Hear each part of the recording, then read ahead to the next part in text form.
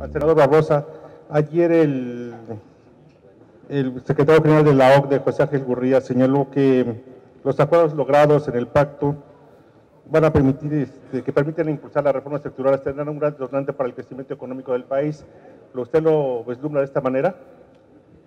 Repíteme la pregunta porque parece que aquí no se escuchó. Ayer el secretario de Hacienda y actual secretario general de la OCDE señaló de que los acuerdos alcanzados o logrados por el acuerdo por México van a ser un detonante para el crecimiento del país. ¿Será realidad esto? Bueno, sin duda que el contenido del acuerdo por México es muy importante. La construcción de las propuestas sobre esos acuerdos va a ser más importante aún, porque una cosa es un listado de temas y otra es la construcción de las propuestas que nos lleven a poder establecer elementos sobre esos asuntos.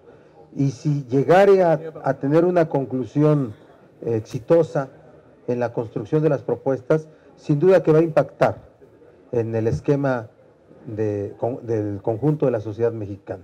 Pero esperemos, no pongamos el énfasis sobre algo que está en proceso de construcción. Hoy hay un acuerdo que es un listado de temas.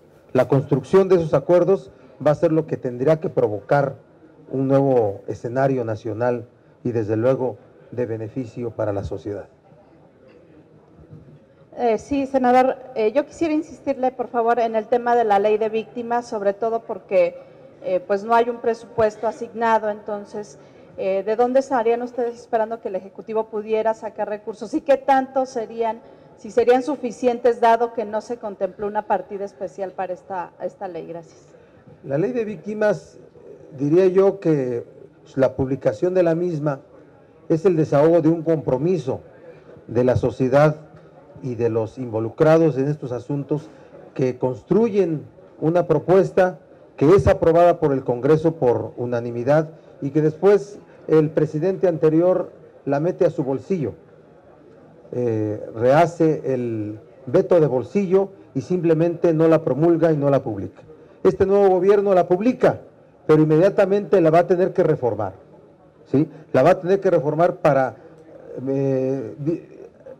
cuidar hasta su constitucionalidad, prever todos los elementos para poderla aplicar, porque así como está, difícilmente se va a poder aplicar.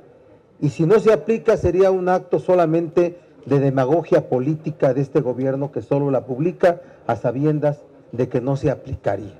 Así es que nosotros estamos preparando un conjunto de propuestas para poder hacer que esta ley de víctimas funcione. Sí, MBS. Senador, buenas tardes. ¿Qué ajustes, si nos puede usted aclarar, tendría que hacerle el Ejecutivo, no sé si sus bancadas en el Congreso, a esta norma para que sea precisamente ejecutiva? Si nos puede dar usted un par de ejemplos. Y en el caso del Pacto por México, ustedes hasta hace 2 días advertían que si el Congreso quedaba fuera como estaba pasando, bueno, pues estas leyes y estas propuestas del pacto no transitarían. ¿Ya cambió la visión, diputado, o se mantiene esa advertencia de que este pacto puede convertirse, decía Silvano Aureoles, en una camisa de fuerza? Y usted decía, bueno, pues se nos pueden complicar las negociaciones y la aprobación porque el Congreso está quedando al margen. ¿Sigue esa posición? Primero, respecto de 2, me pediste 2, te puedo dar 10, pero te voy a dar 2, ¿sí? No, solamente estas. La posibilidad de que leyes estatales, ¿sí? Reformas a leyes estatales, permitan la aplicación de esta ley general, ¿sí? Esa es una. Y la otra es las previsiones presupuestales, tanto de la Federación como en los estados. ¿De acuerdo? Entonces hay un presupuesto aprobado, pero siempre hay partidas, de esas que hacen ver al presidente cuando hace una gira como un político generoso. Entrega el proyecto de una autopista que entronca tales y tales destinos.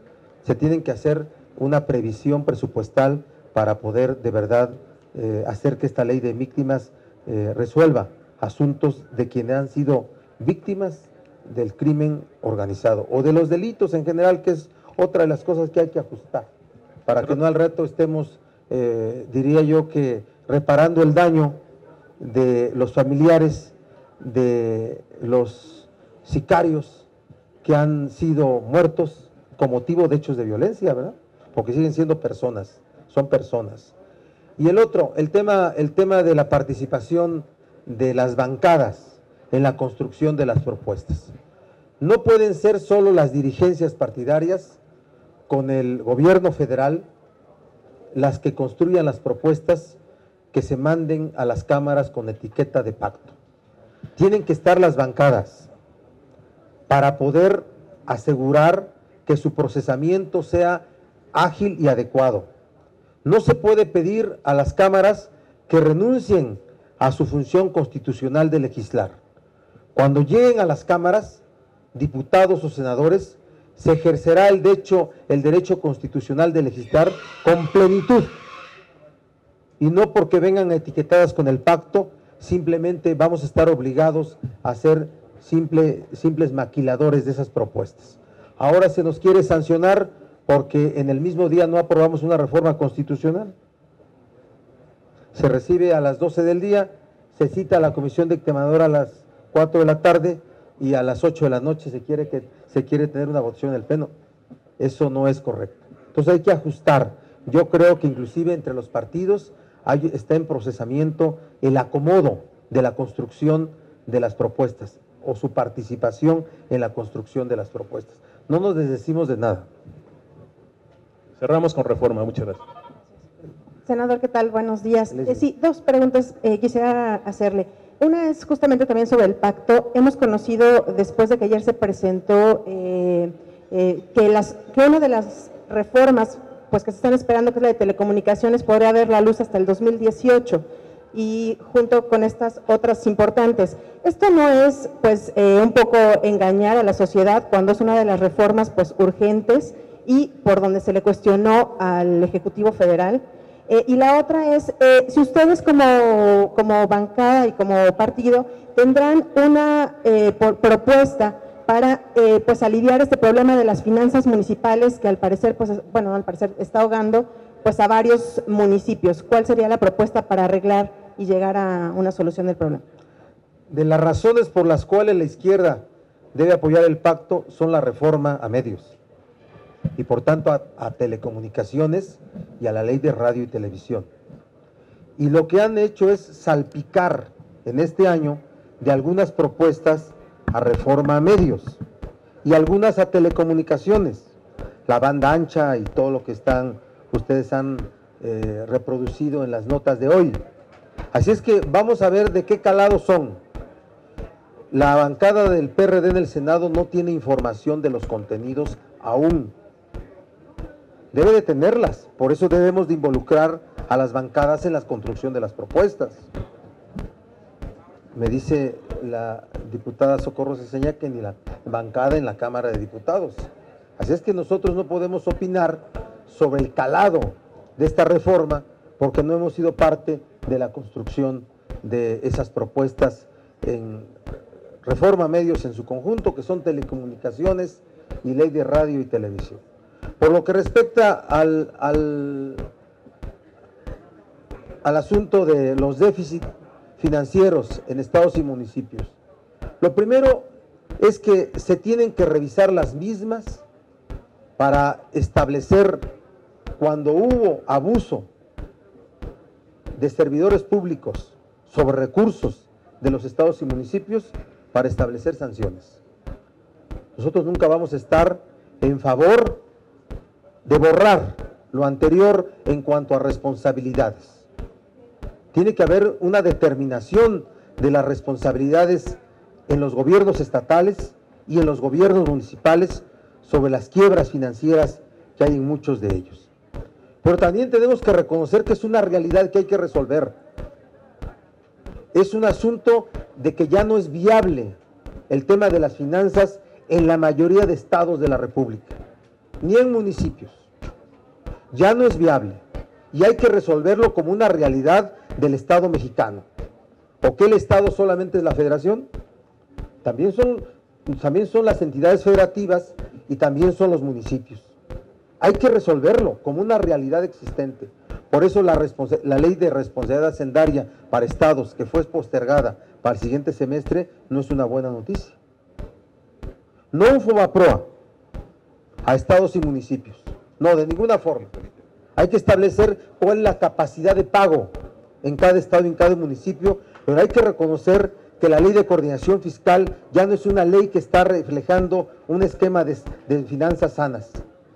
La dependencia de los estados a la federación tiene que ver con el diseño ya anacrónico de esa ley de coordinación fiscal. Y por tanto hay que revisarla para que sean más independientes, más autónomos en sus decisiones y no estén sujetos a la generosidad de la federación que tiene a través de eso los controles políticos más duros, más implacables para tener bajo su control político a estados y municipios. Entonces, pongo en la condición revisar la responsabilidad de los servidores públicos que manejaron las finanzas en estados y municipios para en todo caso, establecer sanciones. Segundo, es una realidad que hay que resolver. Tercero, hay que verlo de manera integral, revisar la ley de coordinación fiscal. Y cuarto, desde luego, hay que meterse a través de la ley de contabilidad gubernamental a ordenar el manejo del presupuesto en los estados. Que ya no se gaste en lo que estaba destinado a salarios. Se gasten en carreteras lo que era para una escuela. Los rubros hay que respetarlos. Esa es la ley de contabilidad gubernamental. Lo que no había, para fines de año, muchos estados no tenían ni para pagar aguinaldos. Y la federación tuvo que apoyarlos para el cierre de su ejercicio 2002. Hay que tener una previsión. Hay que hacer reformas, incluirlas en la Constitución, en el 116 constitucional, para hacerlas obligatorias como reformas constitucionales en los estados. Todo eso hay que hacer. Es mucho más que decir FOBAPROA para estados y municipios y los más de 400,000 millones que deben estados y municipios se borran, es decir, salen del cargo de los gobiernos estatales y municipales para que la federación los asuma. Es más que eso. Así hay que entender esa, diríamos, noticia de que no van a rescatar estados y municipios. Es todo un esquema integral de planeación fiscal y del gasto para estados y municipios. Gracias. Una más, senador, una más de reporte índigo. Senador, me gustaría conocer su opinión sobre lo que hemos estado publicando ayer y hoy, de que el círculo cercano a Calderón recibió dinero para la instalación de casinos, o en el caso de Roberto Gil, es para el senador compañero suyo en el Senado, para la instalación de un casino en Querétaro. Me gustaría conocer su opinión y también saber qué puede hacer el Congreso para que no se convierta en cómplice por omisión, ya que sobre este tema hay una denuncia desde hace casi un año en la Secretaría de Gobernación y en la pasada administración no se hizo nada. El Congreso no es un órgano del Estado investigador de sanciones penales. Puede ser el receptor de una denuncia de juicio político que previa acreditación de hechos y previo procedimiento, por cierto, muy viejo, hay que eliminar o modificar el juicio político y la declaración de procedencia para no hacerlo procedimientos que procedan solamente por el comportamiento generoso y gracioso de la fuerza mayoritaria en el Congreso. Hay que hacer los juicios de derecho. Juicios de derecho. Yo no voy a dar una opinión sobre hechos que no conozco. Solamente nunca vamos a estar en favor de que se hayan cometido irregularidades, se hayan cometido hechos ilícitos y que no se sancionen. ¿No le preocupa al Senado este tipo de...? Nosotros estamos actuando con responsabilidad, pero también tenemos que declarar con responsabilidad. Muchas gracias. Buen día.